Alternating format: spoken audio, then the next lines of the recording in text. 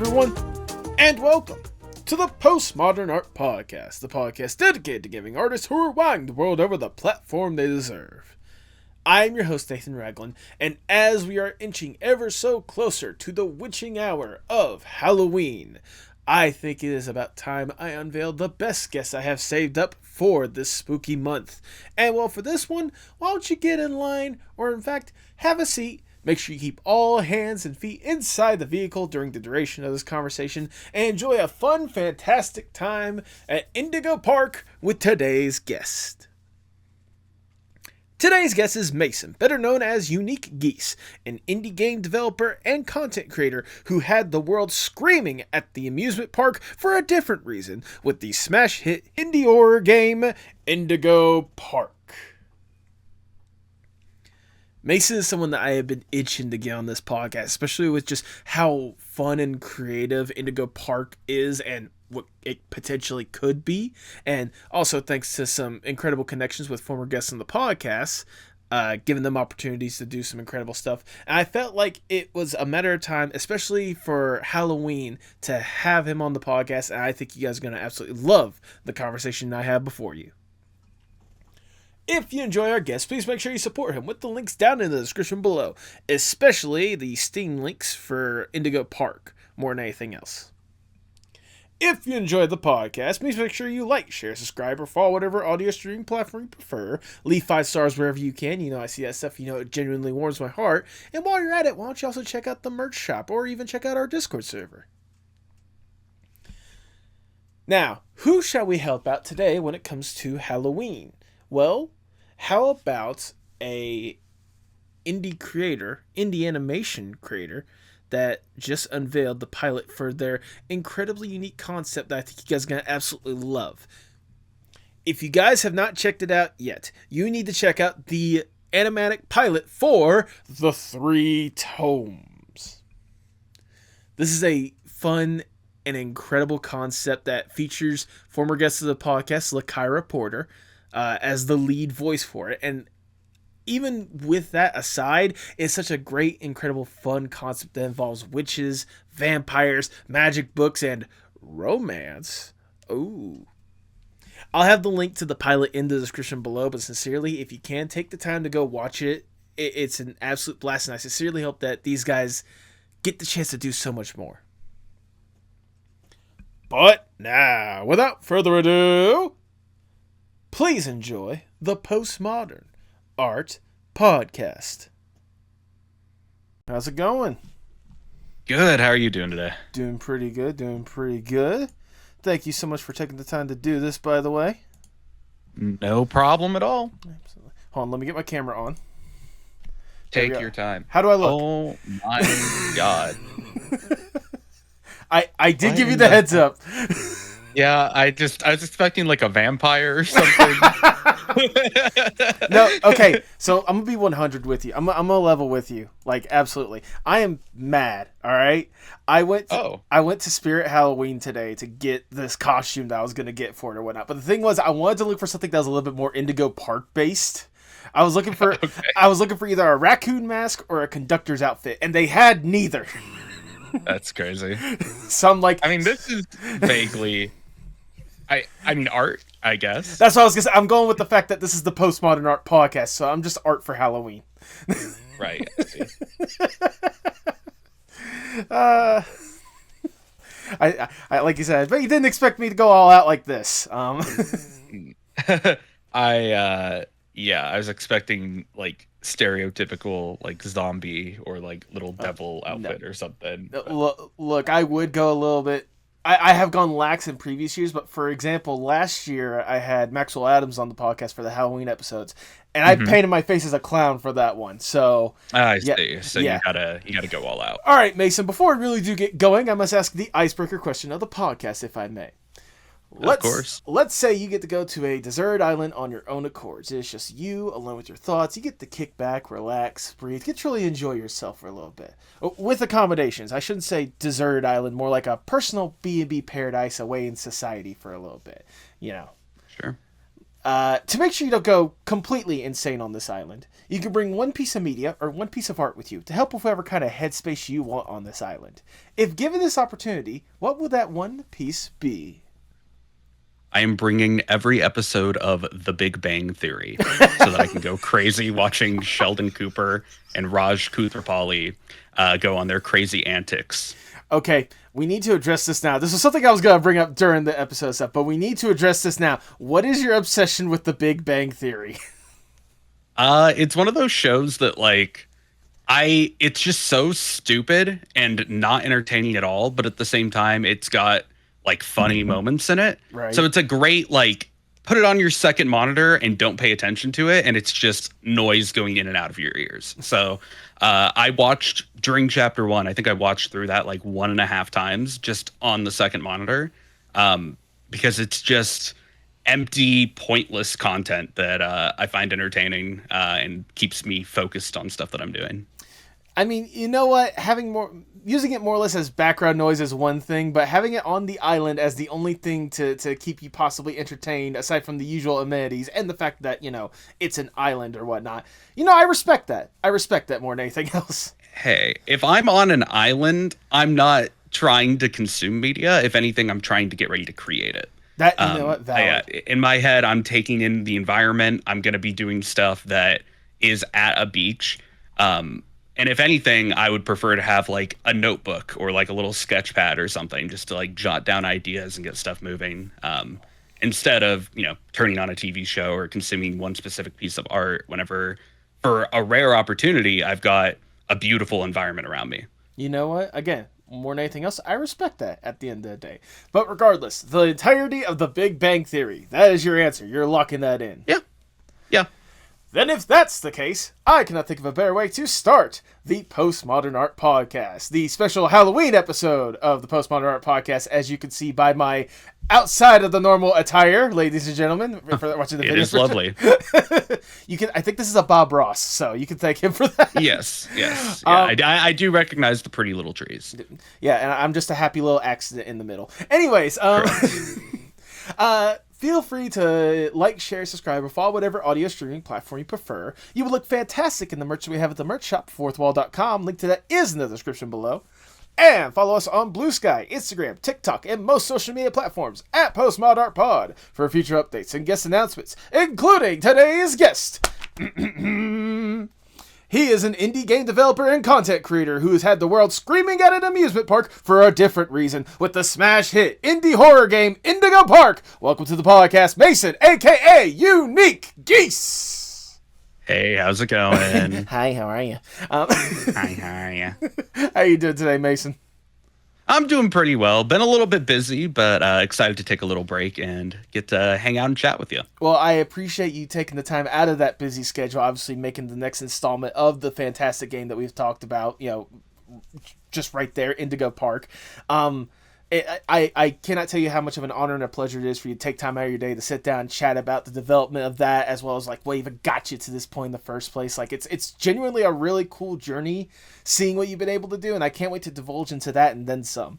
But before we talk about the stuff you're doing nowadays, I want to go back just a little bit and learn more or less the origin story of Mason.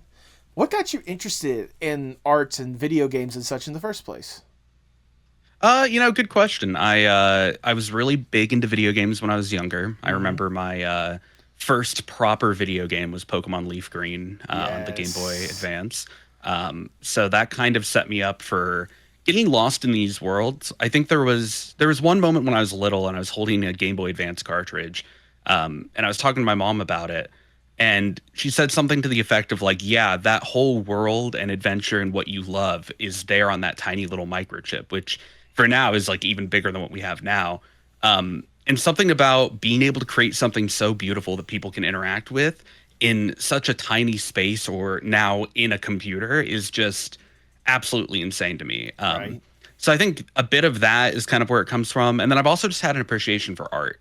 I'm not like the best traditional artist by any means, but I did go to school for graphic design, and in that I took lots of art history classes. I took lots of drawing courses, that kind of stuff. So getting to at this point have a good affiliation with the art world and be able to see everything that people create. There's something just so beautiful about that, and that's something that I think makes humanity just absolutely insane, is that we have the power to create and make these beautiful things and be able to say, hey, this has hours of my work in it. Absolutely. I mean, that little sentiment right there is a major reason why I have this podcast in the first place, kind of showcasing that love, not just for obviously the people of before that have made that stuff that people can love and appreciate, but kind of the people that are continuing that sentiment and doing it to this day, such as yourself, obviously, with the incredible stuff you're putting out there. Um, when did for you Thank you. go? When did for you go from just like initial like love and fascination of it, like again playing that leaf green, which I gotta say I was around that range as well myself. I was sapphire, so I was a little bit beforehand, but Gotcha. yeah.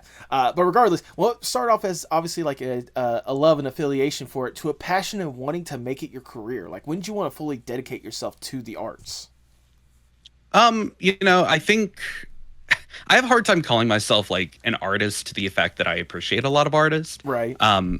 Just because I think growing up, there was a lot of times that I was like online, without much filter, watching YouTubers play games and watching people create content online. Mm-hmm. And that's something that I really wanted to do. Okay. And I think that's kind of the origin story of everything that I do now, is that in 2016, I started the channel, or I started a YouTube channel that Mm-hmm. kept evolving into different channels. And, through playing games and making connections through that, I had the opportunity to try making a game. Okay. And that's kind of where everything that I do now stems from, is just interacting with people online and creating stuff. Well, that's valid, especially like you said, the when you even got yourself even invested in YouTube in the first place, because I imagine you grew up in like the wild west of YouTube, like probably like the early 2010s or Yeah. whatnot, like Yeah. when people were still trying to find what exactly YouTube was. Like, was it this music playing platform? Oh, these people are doing these weird let's plays or whatnot, or comedy Right. stuff. I'm curious, what were some of those first like YouTubers that even got you interested in watching in the first place? I think early on it was channels like Smosh, who was Yeah. obviously like the biggest for a period of time. Oh yeah. Obviously not as much in the gaming sphere. They've done some gaming stuff around that time, but more on like the comedy and just like video making side. There was a channel called the Computer Nerd 01 that just Okay. made these really really silly parodies of pop music at the time. So I remember like watching that with my friends and being like, "Oh, this is stupid and funny." And it's, at the time that was something that no one had really been exposed Mm-hmm. to that level. And then as time went on, more of like the YouTubers. I think the biggest streamer inspiration for me of all time was Etika. Okay. Um, I think if he was still around, he would be like the biggest streamer right now. And then more in like the Pokemon sphere and stuff was like A Drive and smaller niche streamers in that That's valid. space. But No, no, honestly, that's extremely valid. I mean, look, listening some of those names, some of which I've obviously heard. I mean, who hasn't heard of Smosh at this point? But then, obviously, some of the more niche ones that people aren't, maybe not have even heard about up to this point or whatnot. Like, it's nice to know that YouTube, especially back then, had that good, and even to this day, still have that good blend of just a variety of different people to take inspiration from at the end of the day. So, I guess kind of relating to the previous question in a way, what made you want to take that step then to go from just enjoying the YouTube stuff to being like, this is something I could do. Let me go forth and let me do it myself. yeah, I don't know. I think I think there's a bit of like when you're younger, especially like you see people do something that you think is cool. Yep. And end of the day, you just want to do it. Um, so I know my first channel was entirely like really crappy Minecraft playthroughs on this little like laptop that would overheat if you played for more than 20 minutes. I know that And pain. I think that jump into this space is really kind of whenever I got started. It was just like, hey, I want to start making cool stuff. And that kind of aligned with my growing sense of creativity and appreciation for art. And it just kind of snowballed from there. I mean, hey, seeing how that snowball more or less turned into what we got these days or whatnot, it's really interesting. And I know you're hinting at kind of that being like your first channel or whatnot. So I'm curious, when did the Unique Geese become a thing for you? And more or less, where did even Geese come from in the first place? Yeah. I don't know the exact year, but it would have been when I was ending like junior high going into high school. Okay.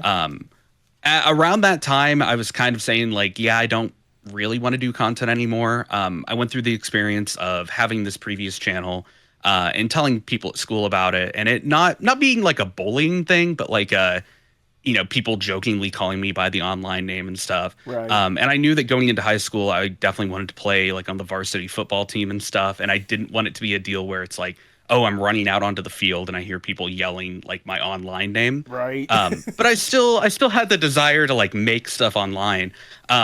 So I sat in my room for literally like 20 minutes, and that's all it took. I was like, okay, what is a name that nobody's going to look up online? Like what everyone at school, no one is just going to stumble upon this. And I landed on dozens of UniqueGeese. No reason why. Okay. I don't particularly care for geese. I just picked the name. And eventually, as branding goes on, you're like, okay, dozens of UniqueGeese is kind of a mouthful. So it got rebranded to UniqueGeese. But interesting. Yeah. No, I was gonna say it's funny because I have two little antidotes to go along with that. One, see, you had the concern of playing football and being concerned that your online nickname was going to be your nickname. I had the curse of playing football and then getting a nickname in high school that I was not exactly the biggest fan of the more I thought about it. Sure. Sure. Which I could still tell about because it's funny thinking back on it. Because I had not played football up until I got to, high school or whatnot. It was just one of those, like, my grades were bad. My parents did not want to reward me for having bad grades. So I finally got a chance to get in there, and like I was one of those kids that's like, I'm gonna work as hard as I can, and I was a lineman because I'm a big boy. So right, same here. Exactly. And so we're doing an O-line drill. And my coach was like, hey, just remember, whenever we're playing football, we don't play cheap, we don't play dirty, we play nasty. And so, like, that kind of stuck in my head. Later that day, we were doing scrimmage, and I got a chance to play on the O-line. And the county that I came from, our initials were OC, and we had, like, a chant going into the year being like, we are OC. Who are we? OC. Who are we? OC. Sure. And so I get to the line, and I don't know why, but whenever the O-line coach was there, he was like trying to coach us, like, tell us, all right, this is the plan. All right, what are we? My first thought was nasty, thinking to the drill earlier. Everyone else said OC. They heard me shout nasty, and it just kind of stuck from there on. I was just called nasty throughout most of high school. Yeah, that's an unfortunate one, but it is what it is. Yeah, it is what it is. And I will say, thinking to how you landed on dozens of UniqueGeese or whatnot, like thinking that is a very unique search term. That relates to another previous guest I found on the podcast who goes by the name Milk in the Microwave, because she ultimately came upon that name because it's like, well, no one else is going to, when people search up when they see that name, Milk in the Microwave, no one's going to Google that and find something else like random or whatnot. Instead, she realized after she rebranded to that, she realized, oh, wait, yeah, there's mothers that are wondering about how to heat up their breast milk. Right. Yeah. Yeah. Kind of a little short-sighted at the end of the day. But right. But regardless, what's impressive, it's impressive that, you had enough of a foresight, but also, like, you were clever enough that whenever you kept going down this path, and I imagine once the channel actually got a little bit more traction or whatnot, you quickly rebranded to something that'd be a little easier to search up while still being unique at the end of the day. Correct, yeah. Yeah. I was going to say, like, when did, for you, more or less, like, when did the YouTube stuff start clicking? Like, when did UniqueGeese start becoming, like, a thing that you could more or less do, like, that could be your pride and joy as you go forth down this path? Yeah, I think when it comes to calling it my pride and joy, I think I've always had fun making stuff. Right. But I think with any creative position that you take, it turns into not can I make the stuff, but can I live making the stuff? Exactly. Like, am I going to be able to do stuff at a bigger scale and more consistently while not having to worry about, a full-time job or a part-time job or whatever, or does my schedule work with it, blah, blah, blah. Yeah. And when that really hit was definitely during COVID. I graduated high school in 2020. I was that class that didn't get like a proper graduation, but at the same time, we got hyped up a ton to where like, I think we got more of a graduation than most people do. Yep. But it was that first year of college. Everyone was assigned to their own dorms. You didn't have any dorms with more than one person in it. Okay. So it kind of created the environment where like all my classes are online. I'm alone in my dorm. Sadly, like there's not as many socializing opportunities because we were all, nervous about the pandemic, and Obviously. I kind of just threw myself online. Coincidentally, around the same time as when an indie game called Friday Night Funkin' came out. Yep. And I played it for a stream. I did a couple TikToks on it, and it performed very, very well. To the point where I was like, oh, there's a modding community too. I kind of come from a modding origin and seen stuff with modding online. Let me cover a couple of the mods. And then a couple of the mods turned into 10 of the mods. And then now I have, I think, like several hundred videos on my channel playing Friday Night Funkin' mods. Right. So that's when stuff started to click to the point where I'm like, oh, okay, while I'm doing my college classes, I can work on this. And then, of course, that spiraled into the whole Indigo Park thing. Right. But I think that's kind of the turning point whenever it became like a real deal. Like, oh, shoot, I'm making enough that I don't need to go work at McDonald's right now. I could work on this while still being in college and then just kind of see where it goes. Yeah, no, trust me. Like in a way, like I'm so happy to hear that, but also like I envy you in a way because like I had the unfortunate thing of I went to college a little earlier, so the semester that I got out of college, I hadn't even finished my degree yet. It's when I was just at a point where I was just constantly burnt out and I needed to get away from that environment for a little bit. I dipped December 2019 and I started working with my dad in a warehouse, and then COVID hit, and Right. Well, I still have a warehouse job, if that tells you anything. Right. But also the time of being able to, staying away from other people, that's what led to me spawning this channel, like this podcast itself. Sure. Because this channel started September 2020. So like hearing how like that was probably around the time that where like things were starting to click with your channel or whatnot. Like it's one of those, I feel like if I had started this podcast like a couple years earlier, like in college, who knows where it would be at this point. But like hearing your experience at the end of the day, like it's really cool to know that like well, start off as something that you thought you could potentially do, or at the very least it was fun to do on the side. Like really clicks to the point to where like you were able to, like I said, get to a point where you could potentially live off of it, at least until you decide to devote yourself to something else, which we will talk about in a minute. Right. I promise we will. I promise we will.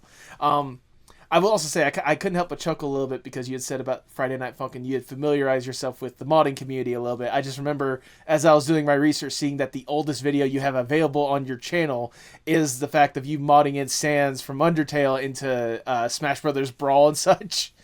Yeah. That's kind of a strange opportunity that I had. I was this is so niche, and I don't have the opportunity to talk about this very much. But okay. Before I really got into proper content creation on the new channel, I found a community of people that were modding Super Smash Brothers Brawl, and if anyone watching knows about it, it's the same community that was doing like Project M, which was like a modification of it to make it more like competitively viable for tournaments and stuff. Right. And a lot of people were making their own characters and adding them to the game, which I thought was like one of the coolest things ever. So I was working with a group of people that I found, like, I think it was on Skype, to just put Sans into the game because Undertale is one of my favorite games of all time. Understandable. And that video ended up doing pretty okay. It was just the showcase video. Like someone needed to put it on a channel so that we could put it on this website, which by the way is called Kitty Corp Meow Mix, the Brawl Vault. I don't know what I don't know the story behind any of that, but it's funny as hell because like you had to go and like search Kitty Corp Meow Mix Brawl Vault in order to find all of these mods. It isn't like Nexus mods or Thunderstore or whatever people are using now. Right. So it just I don't know how that came to be, but yeah, I was like kind of involved in that community. And it turns out there's a handful of other game devs who are also in that community too. If you guys know Dan Salvato, the creator of Doki Doki Literature Club, I guess was also in the Project M modding team. And yeah, it was good. It's one of those deals where like I would never anticipate it being more than a couple hundred view thing, but it ended up doing pretty well. And initially, a lot of people knew me through that. So it's cool to now be separated, but still be able to look back and be like, oh, that was the first upload on my channel. That was the first thing that people knew you for, and then they started knew you for as the Friday Night Funkin' person, being able to showcase all the different mods and stuff. What was it? What was it about Friday Night Funkin' that just like even grabbed you into in the first place and kind of got you down that path as well? Well, it's funny. It's the exact same reason I was into the Smash modding community. It was, for the most part, it was taking characters from other games or media and putting it into this environment. And that eventually grew into people making their own original characters. There was Witty by Sock. There was Hex. There was Garcello. Like, there's all these custom, like, original characters that were put into this game with their own story and their own music. And that's something that, like, you don't really see in any other communities. And it was big enough online that, like, for a lot of these people, this is going to did jumpstart their careers in creating other media. And there's just something really beautiful about that to me. No, absolutely. Trust me, there's someone else that we're going to be talking about at some point during this conversation that also had a good jump start when it came to Friday Night Funkin' and the mods and the stuff that they were able to do with it more than anything else. But, like, it's really cool. I can only imagine for you, like, on top of it just being this, like, cool opportunity, like, the fact that it got you the opportunity for more people to see what you could potentially do as a content creator yourself. Right. I have to ask, though, just out of curiosity, like you said, you have potentially hundreds of videos when it comes to hundreds of mods when it comes to this channel. Or when it comes to Friday Night Funkin'. Sure. There's got to be at least like a favorite, or at least one that you just couldn't help but be like, I don't care if this, I don't even care if this was Friday Night Funkin'. This was just good. Okay. There's a lot. There's a lot of really good mods. A few that come to mind are definitely Indie Cross, which was a mod that attempted to bring Undertale, Bendy, and Cuphead all into one game. And that one just had insane animations done by Maro, who runs a big animation channel now. That one's probably like one of the higher ones. There was like Versus Imposter, which had like 40 mods, and it's just it started as kind of a shitpost Among Us mod, but it's actually this giant thing now. So that was cool. Like I said, some of the original characters, like I'm always gonna have a soft spot for Witty, which if you look him up, he's like this character with a bomb head who for a while was like notoriously the hardest mod or whatever. Right. Those are some of my favorites. There's definitely like a long list of a ton. Like I would have to make a tier list of my like top 50, just because I know so many people in this community are just so cool and they're all making really cool stuff. So it's hard to pick like just one, but those are a few. Hey, if nothing else, that tier list that you're talking about right there, that could be a potential future video idea if you need something to kind of pad out the time between, putting out chapter 2 more than anything else. Sure. No. Another thing I also did notice, and something that may have a little bit more of a hand into what we're eventually going to talk about, is on top of the Friday Night Funkin' stuff, you also tend to have an affinity for horror games and stuff like that. Correct, the channel. What is it about like the horror genre in general, but specifically the horror games, that just you couldn't help but show your love and affinity for that for the channel? Yeah, sure. I think for a lot of people, especially like around my age, the jump start into horror was 100% Five Nights at Freddy's. Of course, obviously. I remember playing it with my cousin and being totally terrified of it. But at the same time, I remember like, oh, the creator of the game is uploading images on his website that you have to brighten up. And I remember brightening up the image to see the puppet for the first time. And, all the nostalgia I have with that was like, it's just unreal. And that's still one of my favorite game franchises just because of the story behind it and everything that came from it. And I think from there, you start to kind of branch out into different horror games. I spent a lot of time watching like Amnesia playthroughs with all of their like modded playthroughs and stuff. Right. Different, obviously like the mascot horror is going to be the big thing that kind of guides the channel. Just because it's kind of similar to FNAF and you get the same vibes from it. And I also like the stories behind a lot of them. Like I think Poppy Playtime is also one of my favorite franchises of all time. Yep. So being able to dig my teeth into that and get exposed to it, and being able to share those experiences with people online, I think is the coolest thing. Obviously that's kind of shifted now. Like if I play a game, there's a bit of like, oh, what does the person who is making one of these games think about this game? Yeah. So it adds kind of another layer to it. But I think that's kind of where it stems from, is just an appreciation for games that came before it, and getting to connect with these new stories as they come out. Yeah, it's like when you have a film student just watching films, like getting their perspective on what exactly like they think Right. about certain things or stuff that the average viewer would not think about. Like for you, especially considering the fact that, like you said, you had such a love for like FNAF and Poppy's Playtime and stuff like that. You could see now that you've invested yourself in that world a little bit more than the average person. You could be like, okay, so this is how they did this, or okay, this makes sense. Like the Right. timing when it comes to that, XYZ, all that jazz.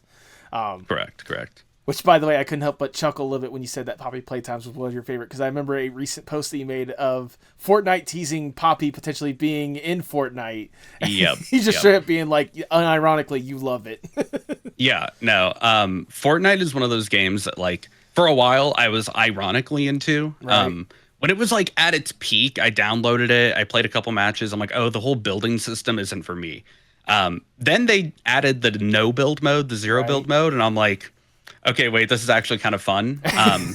And so usually I'll start my live streams with like one playthrough of Fortnite just for the bit. And then now it's like, oh, okay, this smaller indie team that I've been following for a very long time is getting one of their mascot characters into this game that everyone knows about. Like, that is unironically one of the coolest things ever. And I'm really excited for Mob, and proud of them for that. Oh no, straight up, like absolutely. Like, look, like this would be equivalent of like if Rambley somehow got into like Smash Brothers or something like that. Like something that a lot of people love, especially have this very dedicated community. All of a sudden, they're getting a chance to have a bigger spotlight on them. Like, what's not to love about that? Exactly. And I mean, at this point, we've kind of danced around it a little bit, but I mean, I don't think we can ignore the elephant in the room anymore when it comes to the big thing that a lot of people would know you for, especially at this point. Mason, you are the incredible, at least driving force behind the amazing, like I said before, smash hit indie horror game Indigo Park. Now, I'm curious. I imagine there's not a whole lot of people that would not know what it is at this point, but for those who don't know what Indigo Park is about, how would you describe it for the people at home? Yeah, sure. Indigo Park is a first-person exploration horror game where you break into an abandoned theme park and meet the park's virtual assistant, Rambley the raccoon, who guides you on an adventure through what was once a bustling amusement park, now turned to rot. Yep. Absolutely, and to rot it certainly has, given the incredible environments they've even provided in the first place. What exactly was the inspiration for this game in the first place? I know whenever I was seeing stuff like, for example, talking about the future of it at a certain point, you had mentioned that this is a concept that you've been toying with for like years and such. What was the ultimate inspiration, and how did the concept for Indigo Park even come to be? Sure. The initial start of Indigo Park comes from a game called Garden of Banban, which is a mascot horror game that came out to some critical acclaim, to where there were a few people who were very excited about it, but they got a lot of tension going online over what could be classified as mascot horror, the talk of effort and stuff like that. And during this time, I was kind of on the tail end of doing the Friday Night Funkin' stuff. The community was kind of dying down just because there hadn't been a ton of main game updates or anything. Right. And I was kind of searching for ideas for a video. As I mentioned before, I had been into like modding games from time to time. But I've always had the interest of trying to make a game. Okay. So over my spring break of college, I believe junior year, I said, hey, instead of going and partying on spring break or hanging out with people, I'm going to lock myself in my apartment. I'm going to try to remake the first Garden of Banban game in just 1 week, which turned into a pretty cool video I made where I attempted to remake it. I grabbed a couple people from the Friday Night Funkin' community and said, like, hey, I'm on a short deadline here. Do you want to help on working for a redesign of these characters? Or do you want to do some art or poster here? And we were able to get a playable game done in a week. It definitely wasn't great, especially from like the code side and optimization side. But we made that video. Enough people saw the video that they wanted me to like put it up on, I believe, GameJolt and itch.io and just have it downloadable as a fan game. And we put that out. People liked it. started to hit a lot of sparks whenever like other horror YouTubers who were bigger in the space started playing that Ban fan game. Right. And it just kind of kept snowballing to being this big thing. And I had a ton of people asking me like, okay, when are you going to make the second Ban game? When are you going to remake the third one? And I'm like, this was a fun challenge that I didn't mean to like use as a weapon towards the original developers or anything, but that's kind of how a lot of people perceived it. And I'm like, I'm not going to just remake someone else's game for the rest of my life. If I'm going to do another project, let's be respectful to their original IP and let's be respectful to my own work and say, hey, let's make a whole new game. So that's kind of where it started. The core project file of the first Indigo Park chapter is technically from a copy of the Ban remake. Wow. So it's kind of funny to think about it like that. But that's kind of where it got started.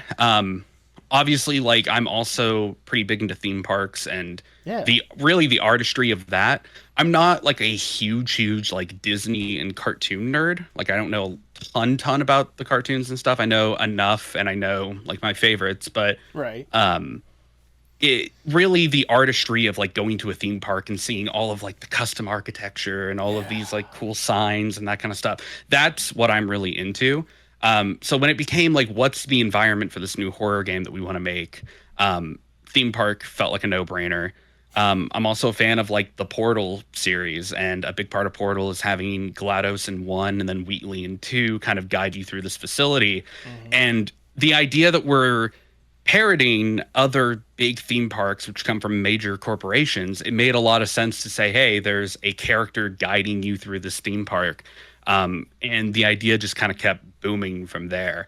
But yeah, that's kind of the origin story of Indigo Park. But I mean, even then, having that alone as like the foundation for the game that we got or whatnot, that is hilarious, but it's also like really impressive at the end of the day. Like what started off as essentially, hey, I think it'd be fun to just remake a game in like a week. Let's see what happens. Turned into this like beloved like new indie darling that people are flocking to and cannot wait for more of at the end of the day. I will say it was genius more than anything else to get that inspiration from theme parks more than anything else. Because, like, I'm right there with you when it comes to, like, theme parks. I cannot tell you how much I love just, like, seeing the artistry that goes behind a theme park at the end of the day. Right. Like, for example, like, my mom used to live around Orlando, so I would always go down there and, like, go to either Disney World or I go to Universal or whatnot, and just seeing some of, like, the way that they have it set out, or the way they have the park laid out, like the assets that they use and like all the different stuff, like it's something that a lot of people don't take a whole lot of time to consider, but like if you take the time to like take the step back, look at that kind of stuff, it's always impressive to see like what goes behind that kind of stuff. For sure. I can only imagine for you like how much of that, like where did that love for theme parks even come from in the first place? I went when I was little. I have no clue how old. Definitely on the younger side, to Walt Disney World. Okay. So that was definitely my first big exposure. And then I'd also gone to like other theme parks growing up. Six Flags. There's Holiday World in Santa Claus, Indiana. Oh, nice. And it's all like holiday themed. And I went to those kind of places several times growing up.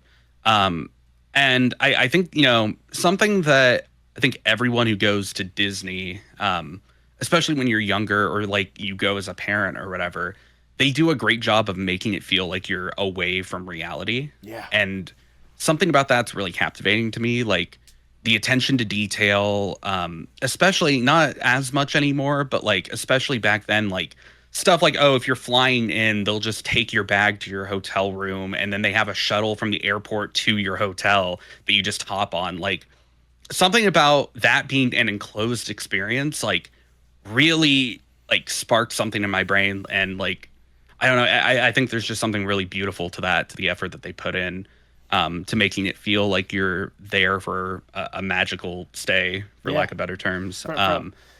But yeah, I think that's kind of where it comes from, is just childhood memories of it. And then as you grow up, you start to like analyze. And of course I watch every video under the sun of like theme park YouTubers going to the parks, or people talking about the history. Defunct Land is like one of my favorite channels ever. Absolutely. and it just kind of keeps growing and growing and growing, and it works well for what we're doing because it gives us a lot of ideas and stuff to work off of and spin into our own story. Yeah, no, absolutely. I mean, especially again, given the unique history that is like theme parks or whatnot, and being able to find a way to have your own spin on that with this incredible game. Like, I can only imagine what the process was even like once you settled on, okay, let's actually make this like the reality. Like, what was the process like for you to go from fun, cute little idea to, oh God, we're actually making a game?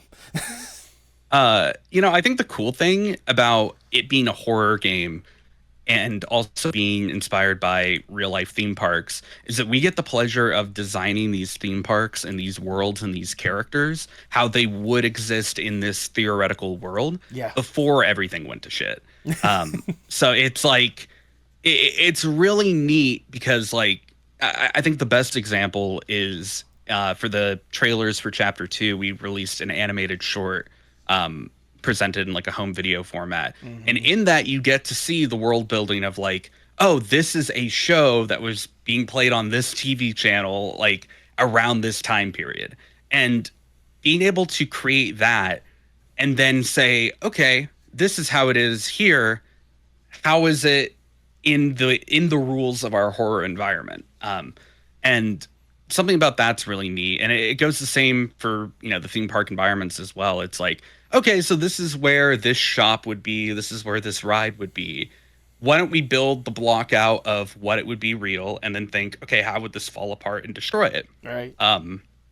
So, it's kind of cool. It's a 2-for-1. You get to design the horror stuff, but you're also, at least in the back of your mind, designing what this was like whenever it was open in a real theme park. Absolutely. Kind of it goes back to like thinking about like the history of theme parks more or less at the end of the day. Like, it's kind of fun the fact that you're kind of creating a history for it in one form or fashion, like what it Right. originally was, and like kind of taking the elements from some of the previous stuff that you've seen beforehand, and then just being like, all right, now how are we going to make this like unique for the experience for the gamers? And Right. I think especially one of the ways you definitely made that unique was obviously the wonderful characters that you've been able to provide for us with this fantastic theme park. How was the character development like when it came to Indigo Park? Because honestly, you could have had anyone be presented Right. more than anything else, but you guys settled on quite possibly one of the most perfect mascots I have seen out there with Rambley Raccoon among others. So like, what ultimately led to like those being the characters that you've developed? What ultimately led to you like settling on those being the way that you want to project this fun, unique, experience? Yeah. So, Rambley is kind of a special case. The rest of the characters just kind of came off the dome. Okay. I was like, okay, oh, UniqueGeese. I do like bird characters. I think they're fun. I want to do a bird character and like, oh, what if it's a bird that's in a plane and like she's always crashing and blah, blah, blah, blah, blah. So Molly kind of came like that. Lloyd was kind of a similar way where it's like, oh, what if there was like a performative character and we had a theater? And so that's usually just kind of how it goes. There's different processes for all of them. Rambley was a different case because off the get-go, we knew, oh, it'd be fun if there was someone guiding you through this environment so that you get the aspect of you adventuring, you get the aspect of you running from monsters, but then you also get the experience of interacting with someone. And that's something that we haven't really seen too much of in mascot horror. And especially in the case where it's like, oh, it's an all-knowing AI that can see everywhere you're going and blah, blah, blah, blah, blah. So we're like, okay, we need a cute character. And without giving any names, it needed to be kind of a parody of other big mascots for other franchises. So, we were like going through different animals, different ideas. And we ended up landing on Rambley.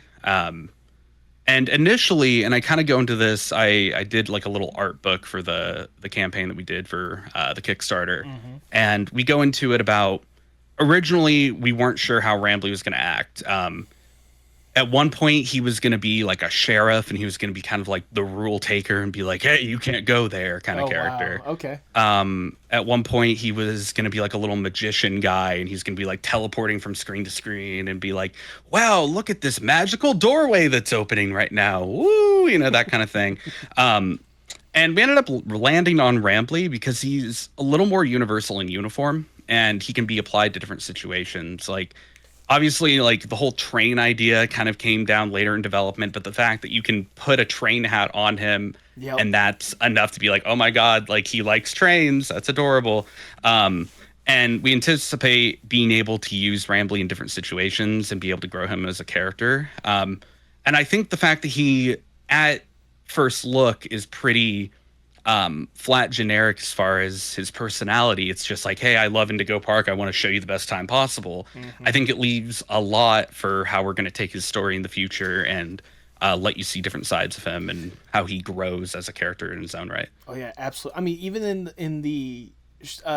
in chapter one alone, like the little bits of development we were able to get from, like, obviously when you first enter the park to obviously the tail end of it, when everything is more or less gone to hell or high water and you're trying to figure out what exactly is going on, and Rambley's like letting you in just like a little bit more of the situation or whatnot. Like it's incredible how diverse of a character you've made Rambley, which start off as what could have been just like a very simple, generic, rodent, or, something along the lines of that for whoever, loves that kind of stuff or whatnot. But it leads a lot to the imagination. And the fact that there are so many people that have fallen in love with Rambley, like just seeing the reception of it more than anything else. I mean, I cannot tell you the amount of times I've seen people online just loving the little quirks and the little lines that you had here and there. Like you had mentioned the train situation. Look, I will not lie when I say my favorite line is just straight up when you're getting your way onto the train is like, do you know why I like trains? Or do you know why it's a train?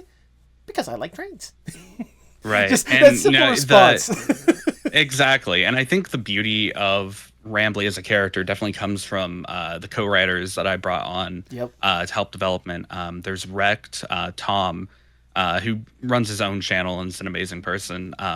A lot of the jokes that he comes up with are genuinely hilarious, and he's got a great sense of character building, and he's really helping to push us forward.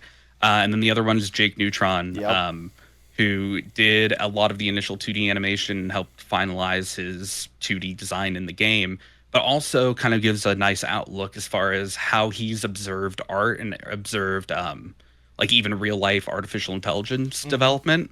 And he's able to kind of put an interesting spin on where we're taking the character. So Rambley as a character and these characters that we work with wouldn't be as strong, definitely, without them coming along and helping me really refine the script, especially in chapter 1, where a lot of those jokes like probably wouldn't have been put in there unless Tom was like, wouldn't it be funny if we did a Astif movie reference here? Or wouldn't it be funny if he did this, And I'm hoping, especially in future chapters, we can really play into the comedic side of what we can do with Rambley, because I think there are a lot of moments that can be endearing and add to the environment without detracting too much from it being a horror game at the end of the day. No, absolutely. I mean, even then, like, hearing the incredible help you'd be able to have on this. I was going to mention Jake Neutron anyway, because, a fantastic guest that's been on this podcast as well. So, having that little connection with this podcast, but also, like, just the incredible stuff that, the two writers have been able to bring on it, and even then the incredible crew that you've been able to kind of gather up as well to help with this project. Like, because I can imagine for you, like, you kind of had a little bit of that experience with the Garden of Band 1 week experiment or whatnot, but I can only imagine how surreal it must be to know that there are so many incredible talented people that want to help you, like, make this thing a reality, and have done a really great job bringing this vision to life. 100%. And it's one of those things that I get asked a lot, like, how do you get started with making a game or working on a bigger project like this?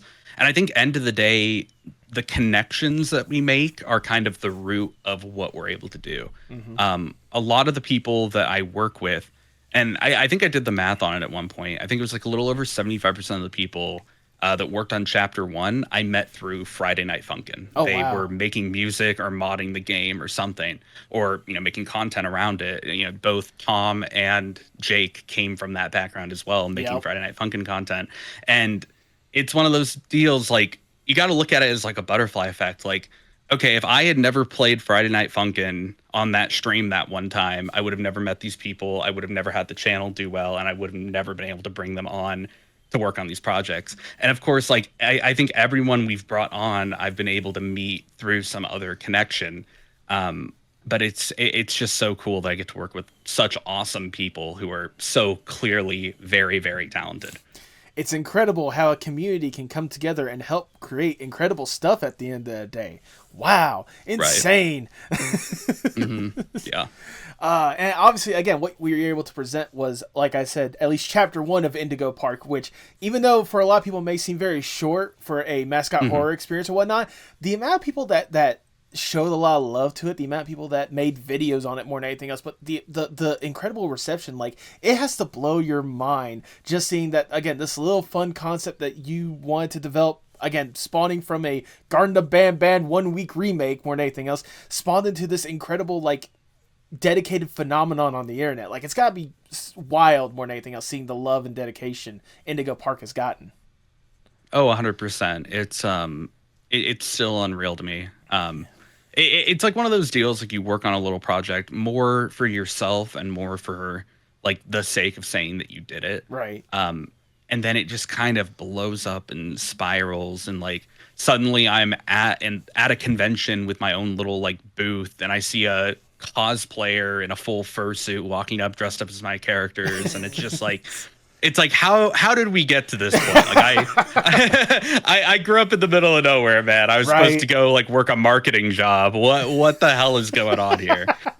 Look, I get that same mentality. I grew up, again, middle of nowhere. Like, I was in one of those places where if you were in the FFA, the Future Farmers of America, you were one of the weird ones. And I was one of those weird ones. I remember that. Yep. So, like, I can understand why for you that, like, something that just started off as more or less just a fun little passion project got to this point to where, again, like, you got people like, you know, Queso, Jacksepticeye, Pezzy, like, big name, you know, streamers and such like that, playing the game and showing a lot of love to it. You have so many incredible fans out there making their own renditions or doing their own animations and stuff to go alongside it, or showcasing it with the art or the fursuits that you talk about. Like, you know, you've made it when your game got to the point to where Game Theory made a video on it. All right. Yeah. No, the Game Theory one is still crazy to me, because I remember being in my friend's basement on just sleeping over and watching, like, some Luigi's Mansion video, or watching the calculating the fall in Assassin's Creed and stuff, and, like, thinking back and remembering that, like, oh my gosh, Matt in particular was a part of my life for a very long time. Oh yeah. And now that same channel is talking about my game and, like, playing it and saying my name. Like, that is so unreal, and I'm so grateful for the success that we saw, because it's like it doesn't feel real. It's so strange. Yeah, no, I can imagine it still feels very surreal seeing not only the loving they have for what you guys have been able to do, but again, the excitement and the anticipation that a lot of people have for what you could be providing in the future. And I know the biggest example of that, or at least the most imminent example of that, is that you guys are currently in development of bringing out Chapter 2 for Indigo Park. Correct. Which, based on the little teasers, we get to see a little bit more of the water park side, I guess, in a way, or like the wildlife area more than anything else. Was that always the plan to, like, have that be, like, the area that you want to go to next? Because obviously the first one was more or less just, like, kind of bringing people into the world into the first place and kind of familiarizing them with the characters in the first place. So, like, was kind of the water wildlife area, like, was that always kind of the plan of where you wanted to bring people next? Yeah, 100%. A big part of Chapter 1 was writing where the story was going to go. Right. And we definitely, as we work on it, it gets more clear and more details get added to correlate with what we're adding in the current chapter. But, like, the main plot points for every chapter up until the final one we want to make are set in stone and ready to go. Right. And so, like, end of Chapter 1, before the whole Rambley review song plays, you're walking into Oceanic Odyssey. And that's where Chapter 2 is going to start. So that definitely was the plan. And I will say Oceanic Odyssey has changed a lot from what we first anticipated it to be. Okay. But I think when people get their hands on Chapter 2, they're going to realize that, oh, this is actually pretty cool. I will say it is a bold move to go to the Oceanic Odyssey right after that first chapter, because, you know, water levels are notoriously not the most beloved levels in video games. Correct. On the contrary, yep. So this is, like, another weird personal lore moment. Oh.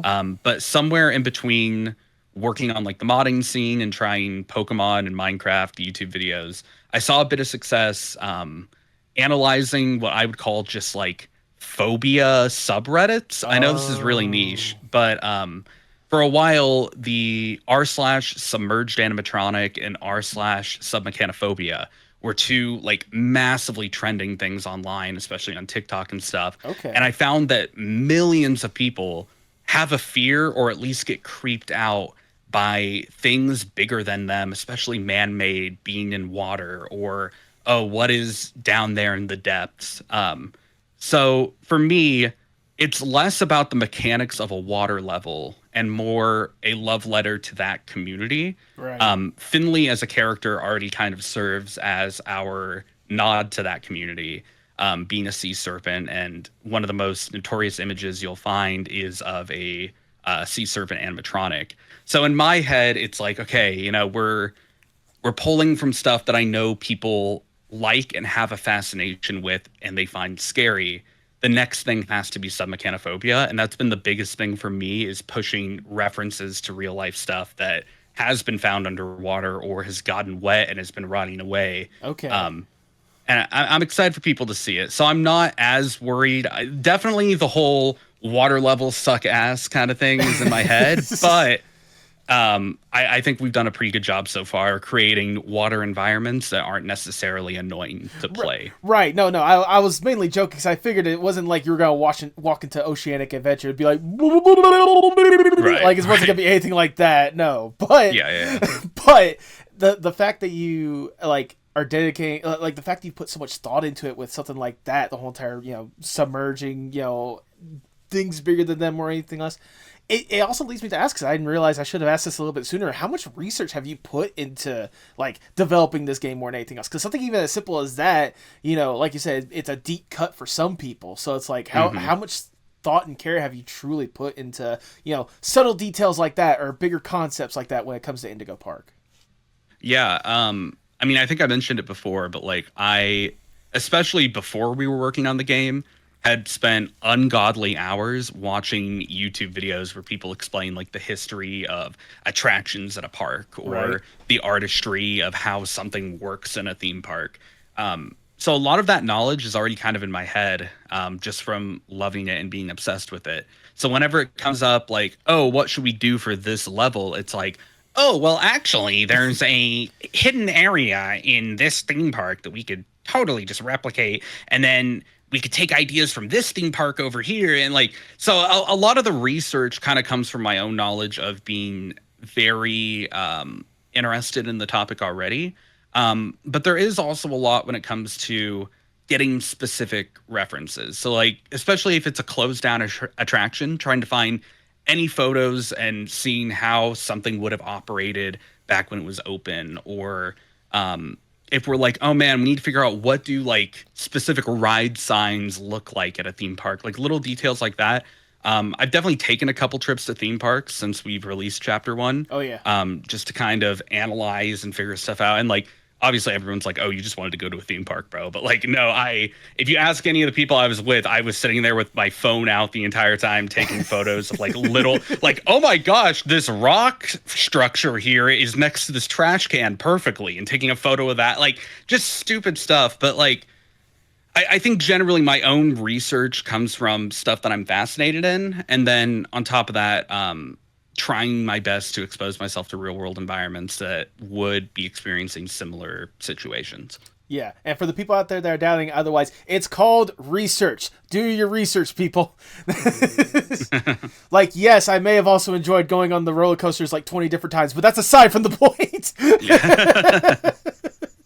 Yeah. Oh, goodness. I can only imagine, because I know we had like a hint of what we could potentially have in the first chapter, but I can only imagine. I'm excited for the opportunity that you guys get to show like a roller coaster experience in Indigo Park more than anything else. Because like, come on, there has to be at least one point to where there's got to be some insane like dodging or something like that going along with it. I cannot speak to the future of the game, but we Yeah, obviously roller coasters will play a part at some point. I think that's like the core theme park thing. So you guys will just have to see. But there definitely are plans to do something with it. I don't know if I've ever said this, but I know initially chapter one was supposed to have a roller coaster. There were ideas that the play place chase that you have with Molly, instead of going to a back room to kind of take you underground, which fits much better with the story, Right. would have ended with you like breaking through a wall and like being on a roller coaster track or something.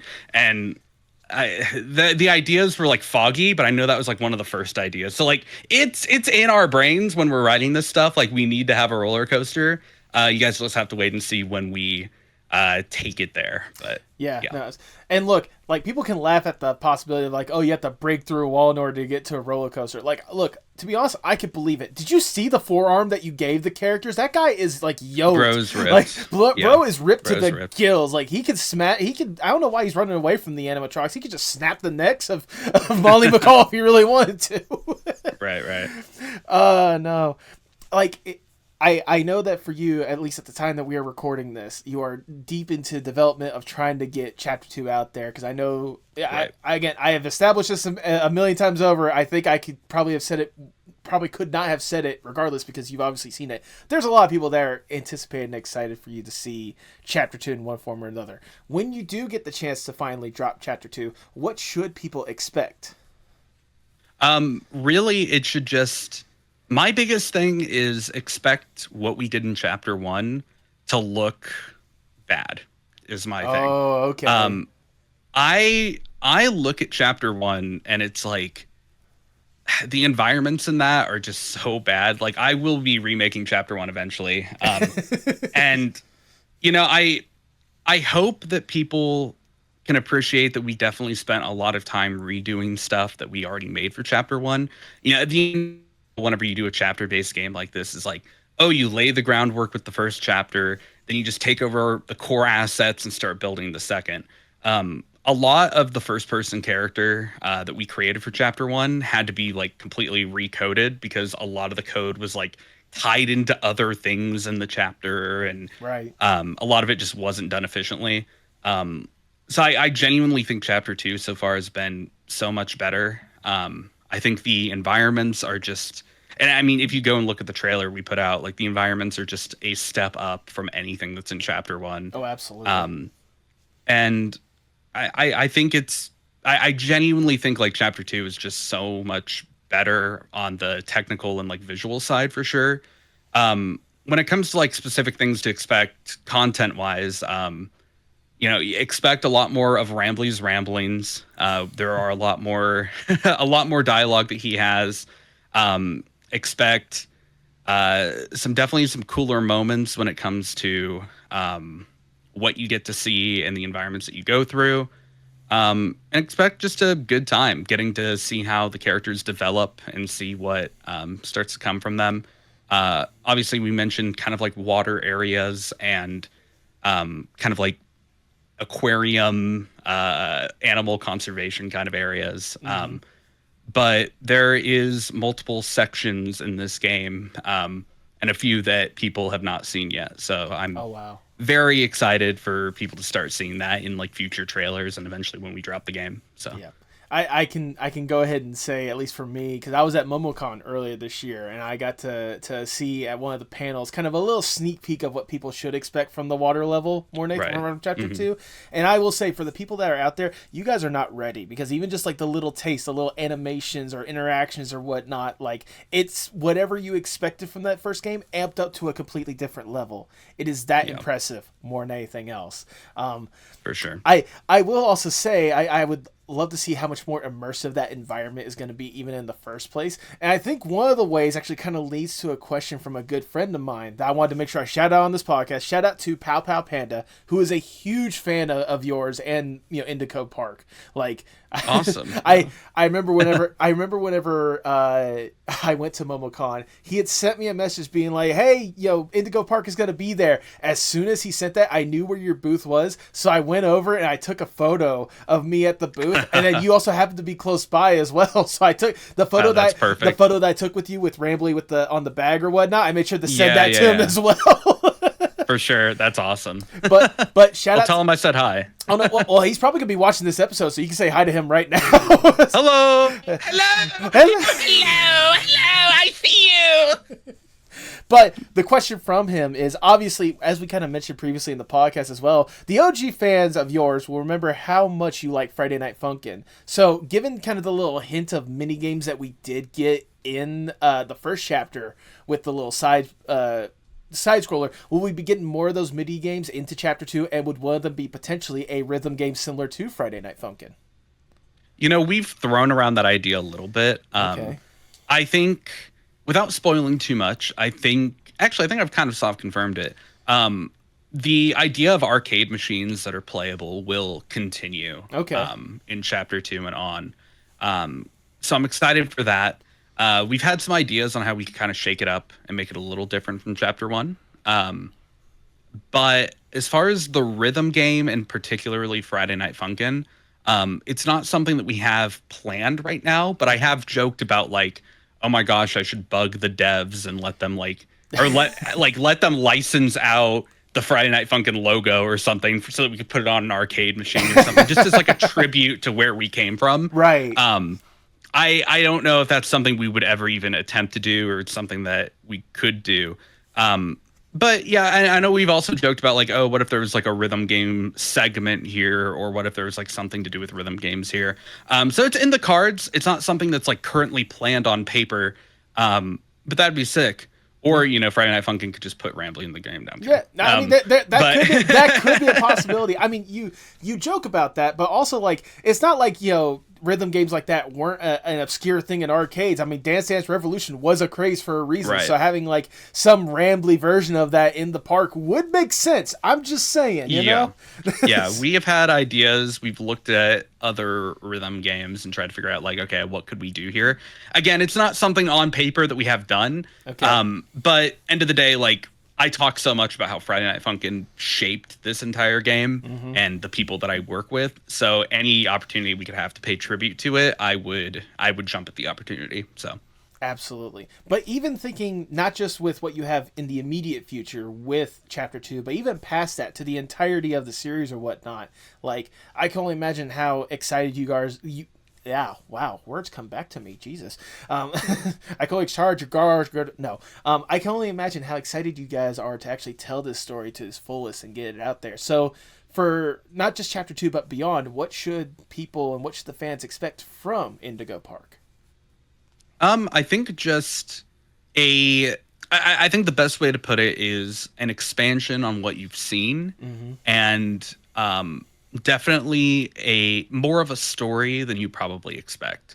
I think there's a lot of people who are assuming that, like, chapter 2 is just going to be Rambley walking you through this next section. You run from the monsters. That's about it. And I think that is the anticipated trend of things. But my hope is that you guys will get to see how these characters develop and how Rambley in particular may grow as a person going through this. So, you know, I'm excited for you guys to see what we're doing. It's kind of hard to specify, like, what exactly you guys will see, but, like, obviously more baddies running around, monsters, more things to be running from, more like immersive environments that pay homage to places and things that we care about a lot. Yep. And really just more fun stuff. I think end of the day, like, we just want to make something that's cool and silly and fun and create a world that means a lot to us. And I think that's what we've been doing pretty well. So anticipate more of the in-universe kind of fun stuff that we've been working on. I mean, I think you're already doing a good step in the right direction with what you guys have presented with chapter 1, and given, again, what little bits some of us have been able to see, some of us more than others, thanks to the convention circus, which thank you very much for taking the time to do that kind of stuff and showing us a little bit more.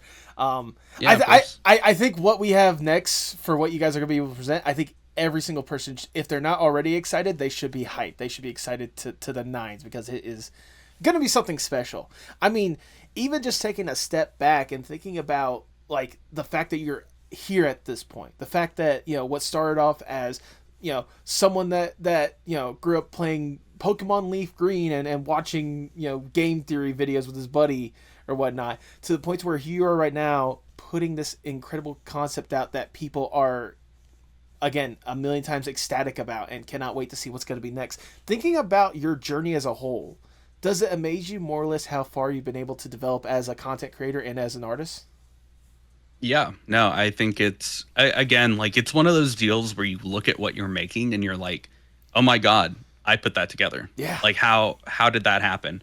And it's also one of those things that, like, I know that I've been doing projects forever and I've been trying to grow as a person and grow as an artist, but you just never anticipate something to get to the point where people actually care about it. Oh yeah. And that's something that's just been so beautiful to me. And really my only hope with Indigo Park is that every chapter that comes out, you see me grow as a game director and grow as a creative. I want it to be like, oh my God, yeah, this next chapter is so much better, so much cooler than anything that happened in the chapter before it. And, I think a big part of that is taking critique and learning from people and kind of just trying to make myself better, along with making everyone on the team make better work as well. Yeah, everyone doing a phenomenal job on that team, bringing that vision of yours to life and really making it grow. Especially, I forgot to shout him out sooner or whatnot, but shout out to obviously the voice actor of Rambley, Otterboy VA. Like, yep. Rambley was already an impressive character on his own or whatnot, but Otterboy's like performance or whatnot brings that to a whole different level more than anything else. Oh yeah. Oh yeah. Vito is an amazing person. The story behind that's pretty cool too. Originally, Jake Neutron was going to be the voice for Rambley, right? And we had I had a heart to heart with him about it. I'm like, dude, you're already leading all of the animation for Chapter 1. You're already doing some of the art. You're already doing all of this for the game on top of all of the amazing things that you're doing on your channel. Mm-hmm. You do not have time to voice act. Like, this is just not. I understand that, like, the original pitch was to have you voice acting. You don't have the time. So that's when Jake was like, hey, I've got this buddy who sounds kind of similar. He doesn't have a ton of voice acting roles yet, but we should give him a shot. And we let Vito do a little test run, and I'm like, okay, when can you start? Because that's the voice was just right on the money for what we were going for. So absolutely, it worked out pretty well. Oh, goodness. Again, major shout out to Vito more than anything else for the performance. Like I said, my favorite part of the game of Chapter 1 or whatnot was obviously like his performance just basically during the entire train sequence, like more than anything else. Oh yeah. Like, especially like obviously the leading into it, but also like just being on the train itself, like you could see the dichotomy of like being super duper happy talking to Molly and then just, that's nice, Lloyd. Yeah. Yeah. Just keep it going. No, I think that section in particular, we did a pretty good job introducing the characters, but then also showing the range with Rambley. Yes. Because if he was just like a character that's always happy, being very flat the entire time, I don't think he works as well. Right. I think about like Navi from The Legend of Zelda, like being a character that is meant to guide you and get your attention and steer you in the right direction, give you information about what's around you.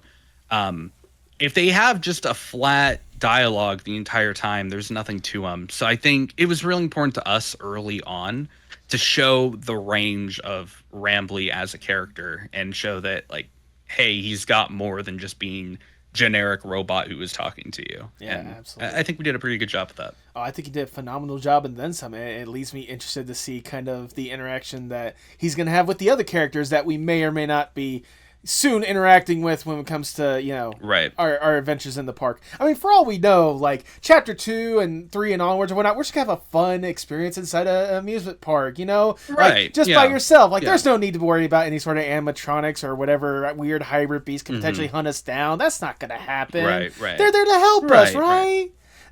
Correct. Yeah, for sure. No, goodness. But at the end of the day, like, again, it's really incredible what you guys have been able to do, what you've been able to do, and how you've been able to develop so far. But if I may, for this next question, Mason, what if we go a little bit above and beyond, and I give you more or less the dream scenario? Let's say I am Big Shot Mr. Moneybags. I come up to him like, look, Mason, we have seen what you've been able to do, and we know that there's so much more that you could potentially do. You just need a little extra push, a little extra platform to get you to that point. We have access to everyone and anyone in whatever industry possible, and more money than there should be possible. We probably should be giving it back to, like, for example, game developers and animators and stuff like that. Make sure that they have a good living wage and, you know, be able to, you know, have health insurance, all stuff like that. You know, we'll focus on them in a little bit. We promise. We promise we will get to them soon enough. But right now we are focusing on you and you alone. If given this opportunity, what would be the dream UniqueGeese project? Shoot, man, that's hard because, like, and I don't want to sound corny or cheesy, but, like, Indigo Park is my dream project, right. And I think end of the day, ideally, especially after we're done with this game, I'd like to try to expand out the universe a bit. Okay. Maybe not necessarily, like, I've talked to the team about this. I have a hard time seeing, like, oh my God, Indigo Park 2 or, like, Indigo Park Return of the Raccoon or something. Because it's like the story itself kind of serves its purpose. It serves as what happened after the park shut down and where the park is currently at. So I think there's a world where I'd want to just create a bunch of content and games and that kind of stuff that is about before the park shut down. Okay. We got a little taste of that with our animation that we put out. But, you know, like, more little cartoons and animations, more exploration of the Indigo Company as a whole, more development of these characters in their own universe. I've got a lot of ideas for that kind of stuff. I mean, the perfect world, the one thing I would really want is some kind of real life Indigo Park interaction. Right, yeah. And we're going to get a taste of that with conventions. We did the little booth where I just did, like, a little photo op with some cardboard cutouts, and that was fun. I'm trying to convince a couple companies we work with to, like, let us do a bigger booth at a park where we might be able to do a little more interactive stuff. Okay. But ideally, being able to do something in person would be really sick. Obviously, like, dream goal, if we were ever that big, like, some kind of integration with Halloween Horror Nights at Universal would be hilarious. I think it would be so funny. They have a thing called the Terror Tram at the Hollywood location, where you get on the tour bus that they do during the day, and they drop you off for, like, a haunted house thing. And this year it was all like, oh, Megan from the Megan movies hacked the bus and took us over here, you know? Okay. I think it would be so funny if it was like, hey, buddy, here's a horror attraction. I'm going to guide you through these different universes of horror. And it's got Rambley on a screen or whatever. And it's just something that's, like, not even canon, but it's a real life interaction of the character in the park. I think would be the coolest thing that we could possibly do with Rambley. But yeah, I mean, that's a long way out. That's, like, dream goals. But oh, no, absolutely. You know, stuff like that would be fun. I think some kind of real life integration would be really, really cool. That would be insane. But even then, like, that alone would be really incredible, because who wouldn't, like, even if it's only for, like, a short amount of time, even if it's only, like, a temporary thing, like, having the real life Indigo Park experience to an extent, obviously, you know. Right. I don't think many people would appreciate being chased down by Lloyd the lion or whatnot, but, you know. Yeah. But, like, having that kind of, like, Indigo Park experience would be insane on its own. And even then, like, thinking to what you're saying before, like, expanding the universe in one form or fashion or whatnot, like, that would be really cool in one form or fashion. Like, maybe have, like, a one-off, like, short horror game or even a short series based on, like, the animation studio, like you said. Like, maybe kind of like a Bendy-esque situation somehow happened with, like, the studio itself. Or, like, hey, if you wanted to keep up with the theme park thing, you know, make it seem like almost like a Disney-esque situation, I guess, to somehow name drop them in a way. And, like, hey, you know, they don't have just the one park. They have, like, you know, the park on the other coast, or they have a park international or whatnot, you know? And, like, having, like, having, like, the different cultures find a way to influence, like, differently and all that kind of stuff, so.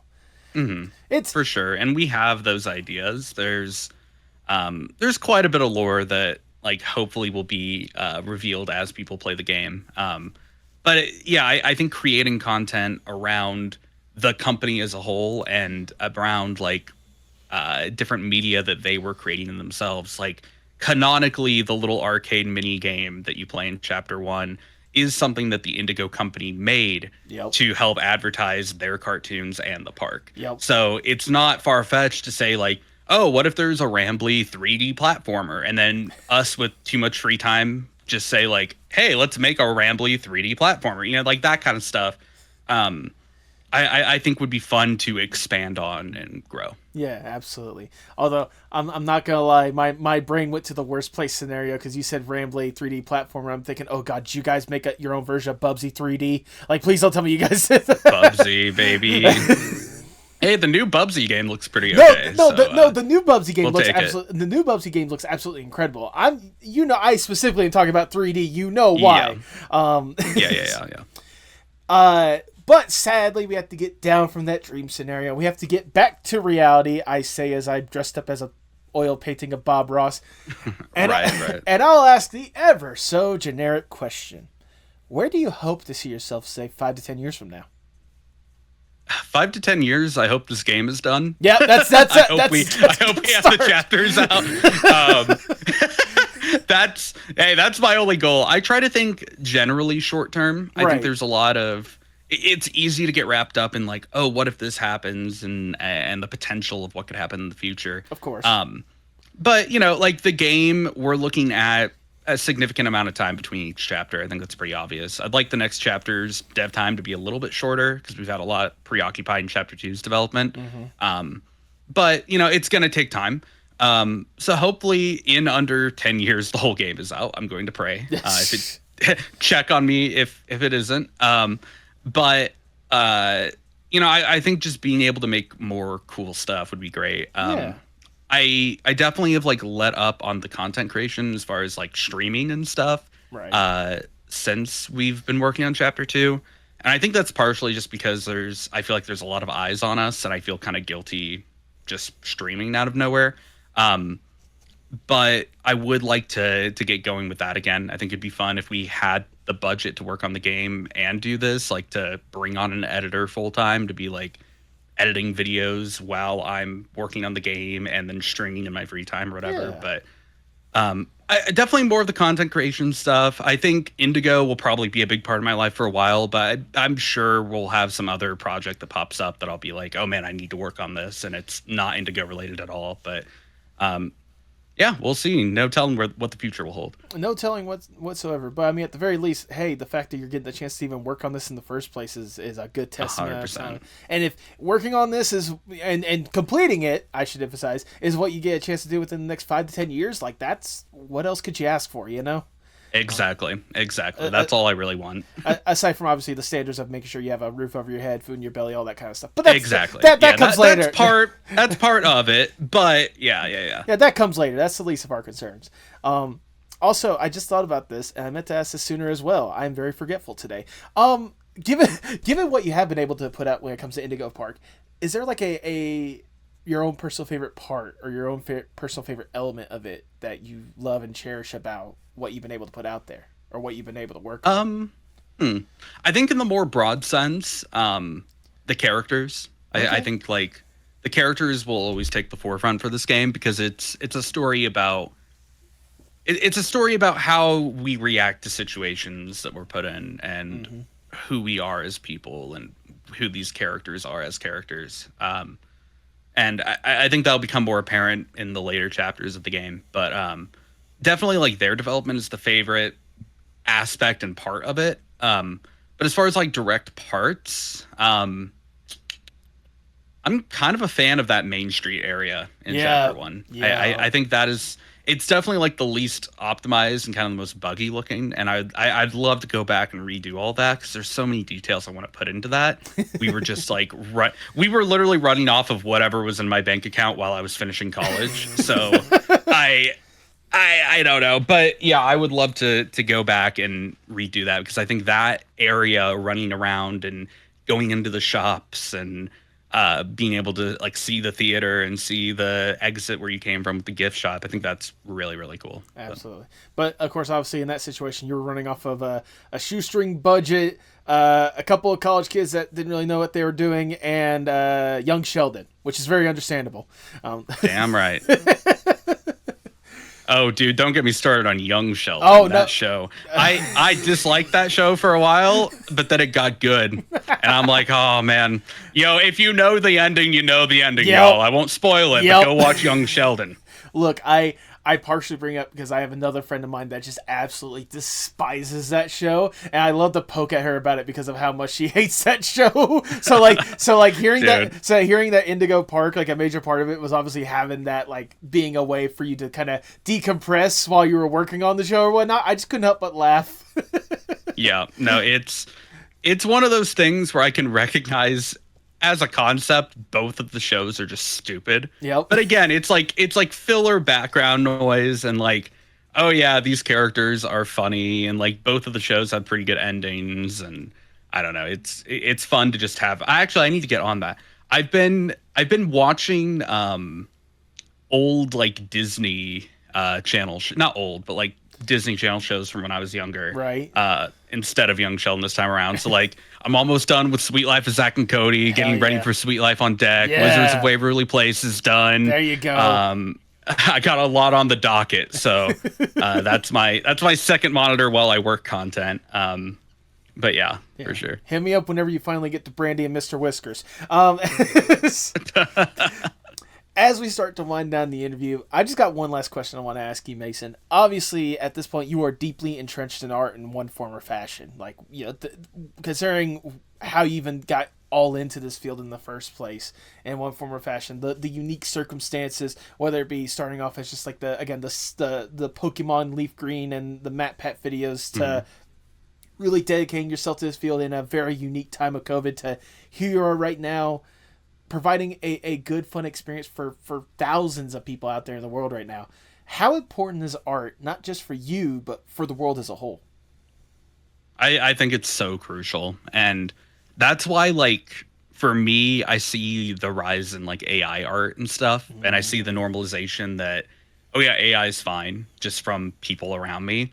And it hurts my stomach a little. Yeah. Because I think, again, I mentioned it at the beginning, like, the ability to create something is something that no other species has to the extent that humans do. And I feel like we lose a major part of what we're able to do by just saying, hey, yeah, I made a computer program that can crap out something, to the effect that's just trained off of someone else's creativity. And I think that making art, or making something, if you're like a contractor and you finish like a cabinet or something, or if you're building a house, like that, the art of creating something, making something, whether it's more on the generic or more the standard artistic side, or just putting together your IKEA table, that feeling you get when you make something is unlike anything else in the world. And I think it's one of the most beautiful things that we get to do, and then we get to enjoy that other people were able to do. And it's crucial to everything in our lives, in my opinion. I think that is wonderfully worded, if I do say so myself. Well, thank you, Mason. That is all the questions I have for you today. Obviously, I have showered you with Lord knows how much praise up to this point, but I'm going to shower you with a little bit more because it's my podcast. I do what I want. Like I said, at the beginning, Mason, it's been just impressive to see, like, what you've been able to do, what you've been able to put out there, like getting the chance to experience, like, Indigo Park, both like the IRL stuff when it comes to the booth experience or whatnot, and the fun interactive rambley that you had with your backpack or whatnot, which is a nice, fun little addition more than anything else, to seeing like the incredible game they'd be able to put out and the fun experience, how immersive it could be more than anything else. Like, I knew I had to have you on here to talk about that kind of fun stuff, and I knew that there was a certain amount of love and appreciation you had for this stuff, just seeing how that game played out. Because it's not like, again, it's not like you just randomly thought, I could do this, like, you know, press a button and there you go. Like, you made sure that after that first fun little experience of Garden of Band 1 week remake, which, oddly, the more I say that, the more it rolls off the tongue. But, like, what started off as that turned into this major passion project where you got so many incredible artists and so many incredible friends of mine more than anything else. Like, I know I mentioned Jake Neutron, but also shout out to Apostle for the incredible designs that she had been able to put in there and, you know, for sure, help bring that world to life. The world that is so incredible and so immersive that I couldn't help but love and appreciate what you do. And that's why I knew I had to have you on the podcast to talk about that stuff, talk about this and then some. For sure. And, you know, getting the chance to sit down and chat with you, get the chance to have you talk about this incredible stuff and just tell that there is that true, genuine love for what you're doing and that passion for it. Like, it makes me excited for whatever's going to be happening next. Like, I don't I don't know what's going to be coming up next, and I'm glad I don't know, because I love the excitement of knowing that, like, whatever creative, warped, messed up concept that you've developed over the years of research, whether you realized it or not, of watching, like, Defunctland and all that kind of stuff, the fact that you're able to have an incredible group of people mold it into this fun, incredible experience, it just has me excited for whatever's going to be happening next with you in one form or fashion. And I have a new level of love and respect for what you are doing, and I like, at this point, I already, like I said, I had that high level of love and respect. It's through the roof. That like, there's no denying that, and I'm just gonna be excited for whatever you're gonna be pushing out there next. I'm gonna be rooting for you for whatever you're gonna be doing, whether it be thank you. Whether it be continuing with the Indigo Park stuff, or whether you do get a chance to explore something else in the realm, or even a completely different realm. I'm excited because I know that you have that love and passion for this art form in one form or fashion to make it a fun experience, and I hope that I hope that everyone else gets that in one form or fashion. I can tell a lot of people have certainly gotten that in the experience so far out there in the world, but I hope a lot more people get a chance to love and enjoy it. I hope you get a chance to continue to create such incredible environments and create such an incredible story that people are going to remember from years on out. The long and the short of it. Well, thank you. The long and short of it is, thank you for what you do. Thank you for putting yourself out there like you have, and just keep up the incredible work. Well, thank you so much. And, you mentioned Apostle, who, of course, is one of the most talented people that I get to work with, and also one of the most sweetest people I know. But, Absolutely. like, the entirety of my dev team is the entire reason we're here. And everyone who pours so much amazing work and effort into this project, it just, I think about it and sometimes I get teary-eyed because, like, so many talented people are coming together to work on this, and I'm just so proud of everyone. So thank you so much for all the kind words, and thank you to my team for letting us all be here and working on something that's so amazing. Yeah. Oh no, trust me, I'm gonna make sure that people get a chance to show that love right back to that incredible team. Because I'll make sure that, like, one of the videos I have linked in the description is obviously the fun Rambley review music video that has, like, the list of the crew that you have. And I can only imagine how much that crew, I can only imagine how much that crew has even grown when it comes to the new chapter. There are a lot of new people on the team, and I'm excited for you guys to see and get to meet them. Absolutely. And make sure you show that love not only to that incredible crew, but obviously to Mason for providing this platform for them in the first place. Now, Mason, if people want to be seeing more about why I've been obviously gushing about you for the past hour and a half or however long we've been doing this or whatnot, go ahead and plug yourself for the people at home. Where can people find more about you and what you got going on? Yeah, of course. UniqueGeese on YouTube is where you're going to find most of my stuff, my playthroughs, my trailers for games. I'm also pretty active on Twitter, if you just UniqueGeese there. And on top of that, if you have a PC that can run it, go try Indigo Park Chapter 1. Again, I think you can see from our conversation today that there are parts of it that I'm not as proud of as what we're working on. But it's a good pitch for what we're doing.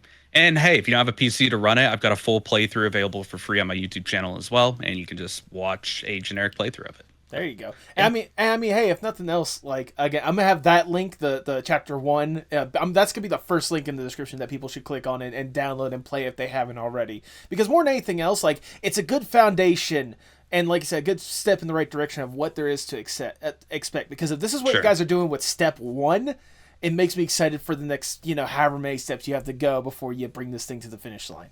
For sure. Do you have any final words before we sign off? Just keep making cool shit, y'all. Just keep making cool stuff. That's all I care about. The world is a beautiful place, and you can make it even prettier. So, like, just keep making cool stuff. Absolutely. I think that is wonderful words to end on. The only thing I have to add to that is, for the people at home, if you can, please pay your artists.